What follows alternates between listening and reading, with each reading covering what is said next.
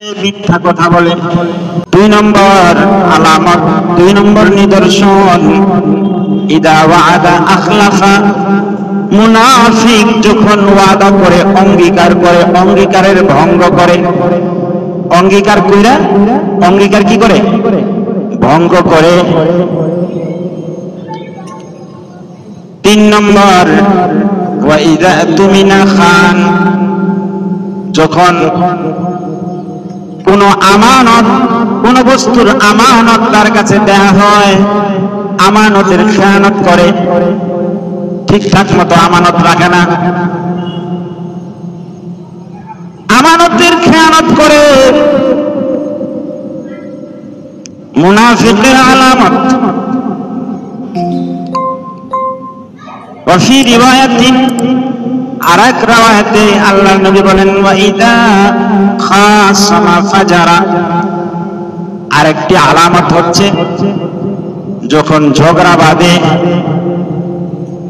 যখন তর্ক বিতর্ক হয় দুইজনের মাঝে বা একাধিক লোকের মাঝে, ফাজারা, তখন সে গালিগালাজ করে, গালাগালির অভাব থাকে না, গালাগালি করে। এই 4টা বৈশিষ্ট্য আল্লাহর নবী এই হাদিসে বর্ণনা করেছেন, বুখারী শরীফের 33 এবং 34 নম্বর হাদিস। 1 নম্বরে আল্লাহর হাবিব বললেন ইযা হাদাসা কাযাবা, যখন কথা বলে মিথ্যা বলে, কথায় কথায় মিথ্যা। এই বৈশিষ্ট্য যদি কোন মুসলমানের ভিতরে থাকে, বুঝতে হবে তার ভিতরে মুনাফিকের একটি আলামত আছে। মিথ্যা কথা যদি কোন মুসলমান বলে, বুঝতে হবে কি এই মুসলমানের ভিতরে, এই মুমিনের ভিতরে নাফাকি বা মুনাফিকের একটা আলামত আছে, বৈশিষ্ট্য আছে। মুসলিম শরীফে আল্লাহর নবী বলেন ইন্নাস সিদকা ইয়াহদি ইলাল বিররি ওয়া ইন্নাল বিররা ইয়াহদি ইলাল জান্নাহ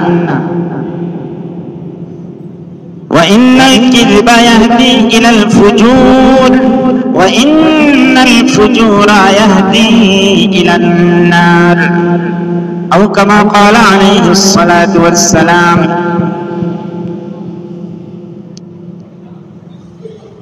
ويقال للصادق صدق وبر ويقال للكاذب كذب وفجر।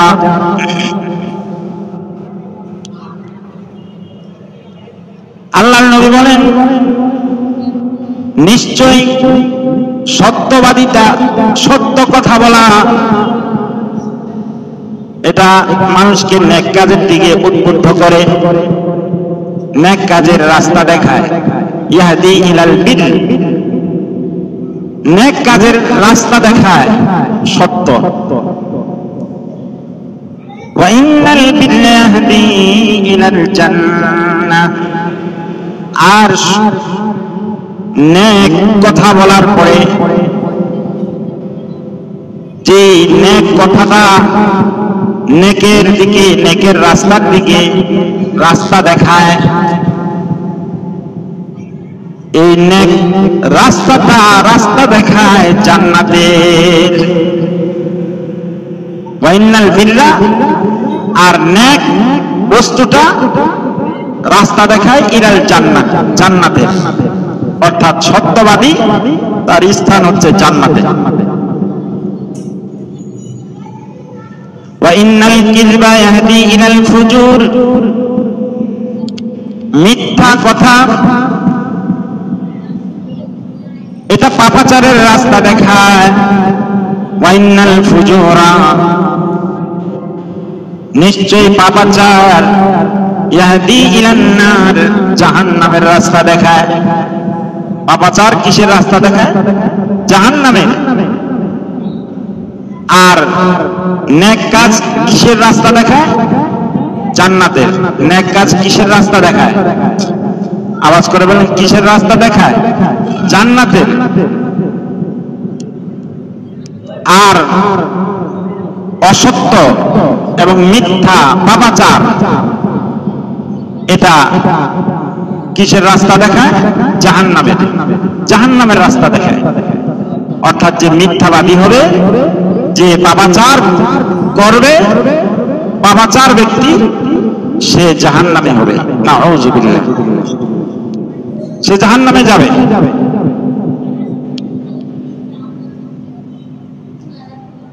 এই জন্য সূরাতুত তাওবা, সূরা তাওবার ৮০ নং আয়াতে আল্লাহ রাব্বুল আলামিন বলেন,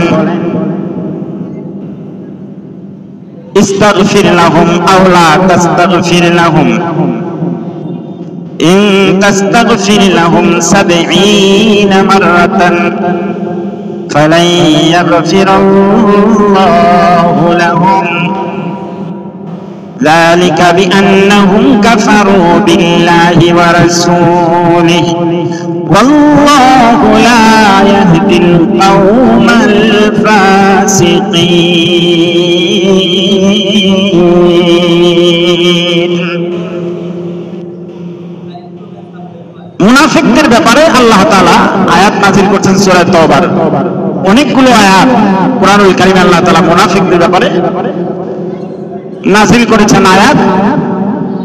তার মধ্যে হতে ওই যে একটা স্বতন্ত্র সূরায় আল্লাহ তাআলা সূরাতুল মুনাফিকুন নাযিল করেছেন। কুরআনুল কারীমের ৯২ নং সূরা, সূরাতুল মুনাফিকুন, সূরায়ে মুনাফিকুন আল্লাহ তাআলা নাযিল করেছেন। তারপরেও আরো অন্যান্য সূরার ভিতরে আল্লাহ তাআলা মুনাফিকদের ব্যাপারে বলেছেন। মুনাফিক হওয়ার থেকে সতর্কতা বাণী আল্লাহ তাআলা আমাদেরকে দান করেছেন। এই আয়াতে কারিমা আব্দুল্লাহ ইবনে উবাই এবং তার সাঙ্গপাঙ্গ যারা আছে, যারা মুনাফিক আছে, এদের ব্যাপারে আল্লাহ তাআলা নবীকে বলতেছেন। রাইসুল মুনাফিকিন, মুনাফিকদের সরদার আব্দুল্লাহ ইবনে উবাই যখন ইন্তেকাল করে, মুনাফিকদের লিডার আব্দুল্লাহ ইবনে উবাই যখন মারা যায়, মারা যাওয়ার পরে তার ছেলে নবীজির কাছে এসে বলতেছে, ইয়া রাসূলুল্লাহ, আমার বাপ মারা গেছে, জানাজা পড়েন। বাপ মারা গেছে, জানাজা দেন, কারণ আপনার সাথেই তো সে থাকতো, সালাত আদায় করেছে মসজিদে নববীর মধ্যে, আপনার সাথে খেয়েছে, থেকেছেন,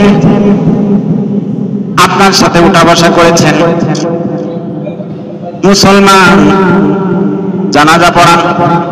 আল্লাহর নবী মুনাফিকের লিডারের জানাজা পড়াইছেন।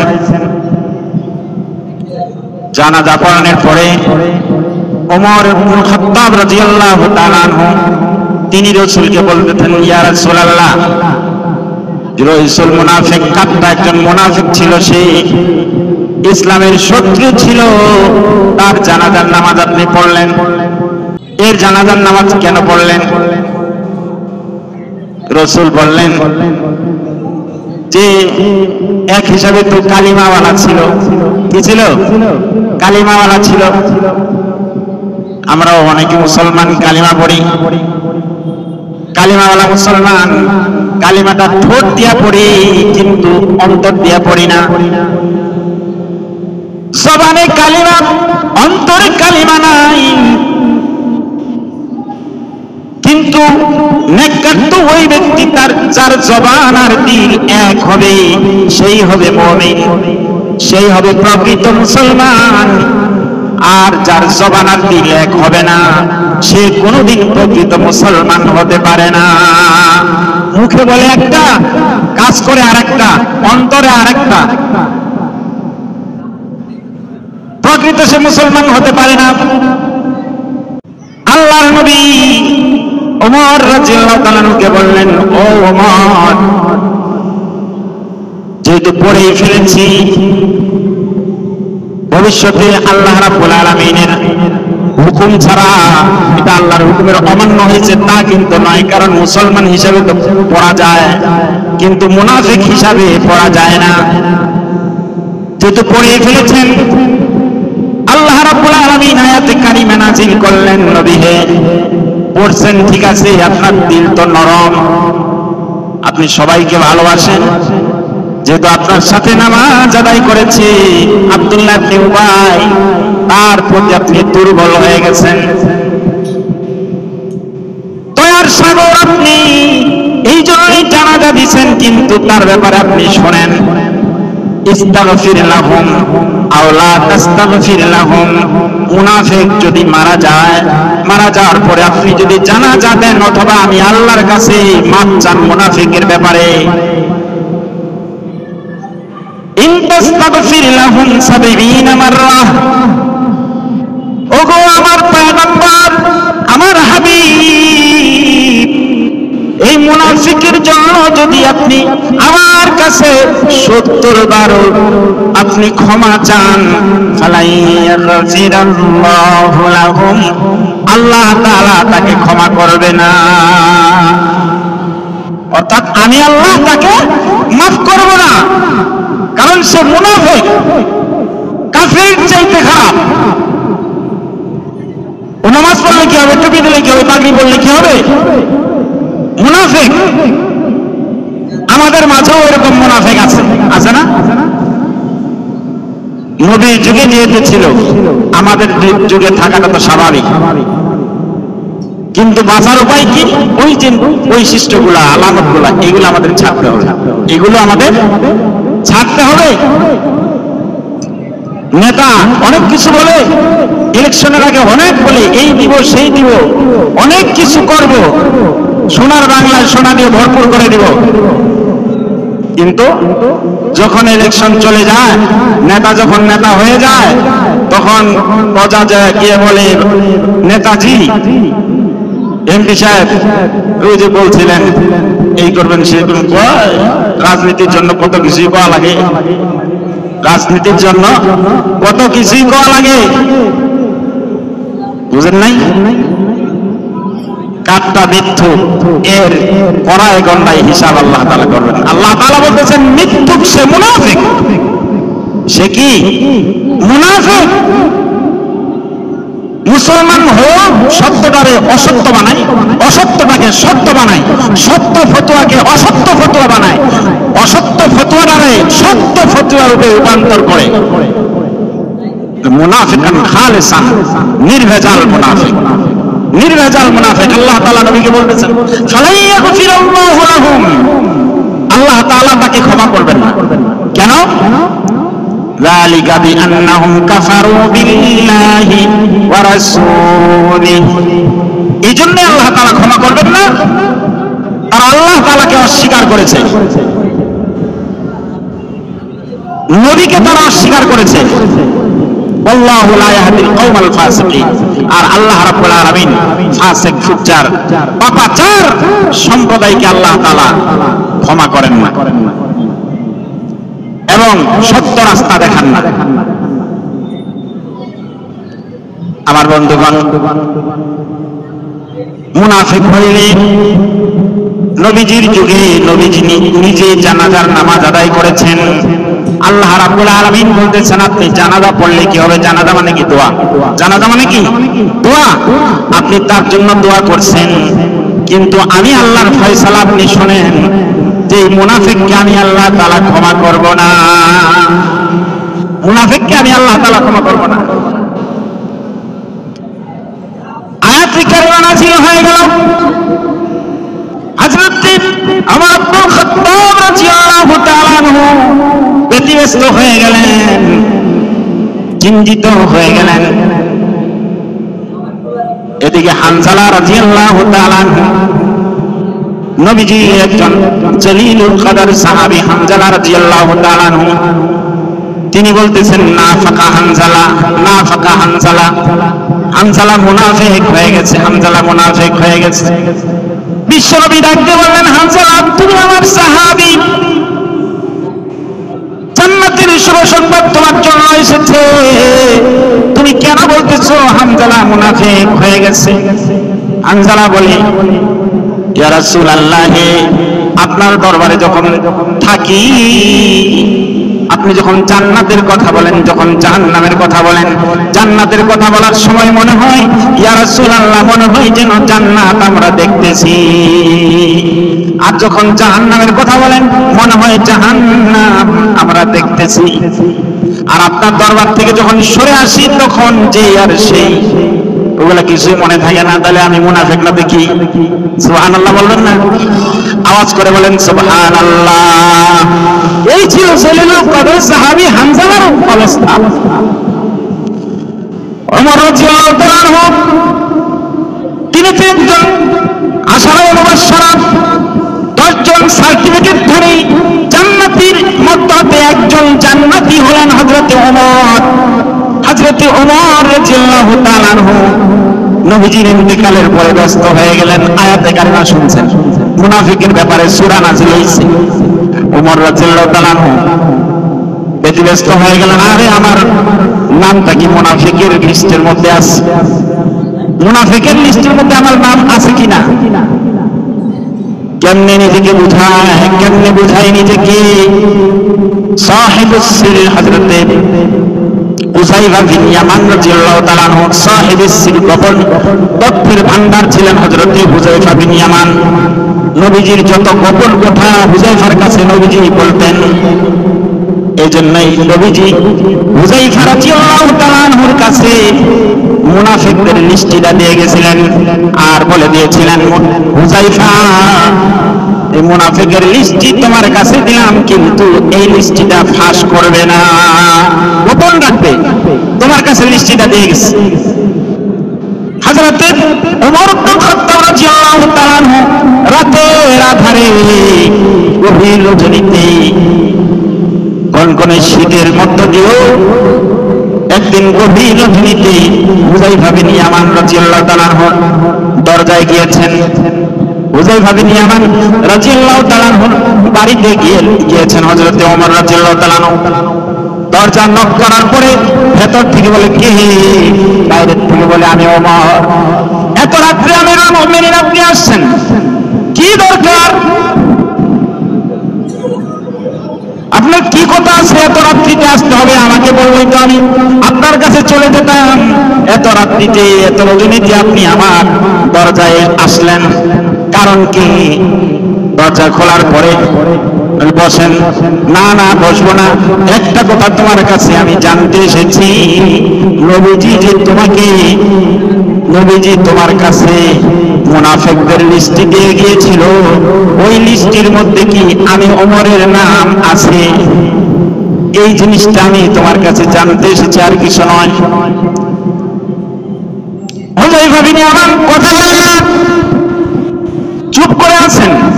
কিছুক্ষণ পরে হুযায়ফা রাদিয়াল্লাহু তাআলা বলেন, ওগো আমিরুল মুমিনিন, বিশ্বনবী ইন্তেকালের আগে আমাকে বলে গিয়েছেন যে এই নামগুলা যেন ফাঁস না করি। হুজুর তো নিষেধ করে গেছেন, কেমনে আপনাকে বলি? ওমর রাদিয়াল্লাহু তাআলা কাঁদতেছেন আর বলতেছেন, কেমনে আমি আমার মনকে বুঝাই, কেমনে আমি সান্ত্বনা পাই? ও হুযায়ফা, তুমি বলবে না? আচ্ছা, তুমি না বললে, তুমি তো মুনাফিকদের জানাজায় যাও না। মুনাফিক যদি মারা যায়, হুযায়ফা বিন ইয়ামান রাদিয়াল্লাহু তাআলা জানাজায় যায় না। ও হুযায়ফা, আমি ওমর যদি মারা যাই, আমি ওমরের জানাজা কি তুমি পড়তে যাবে? এই কথাটা বলো। এই কথাটা শুনে আমি চলে যাব তোমার বাসায়, আমি বসতে আসি নাই। হুযায়ফা বিন ইয়ামান বলতেছে, হ্যাঁ, আপনি যদি মারা যান, আমিরুল মুমিনিন, আপনার জানাজায় আমি যাব। আওয়াজ করে বলেন সুবহানাল্লাহ। ওমর রাদিয়াল্লাহু তাআলা ফিরতেছেন আর জার জার করে কাঁদতেছেন। হুযায়ফা বিন ইয়ামান বলতেছেন, ওহে আমিরুল মুমিনিন, এখন আবার কেন কাঁদেন?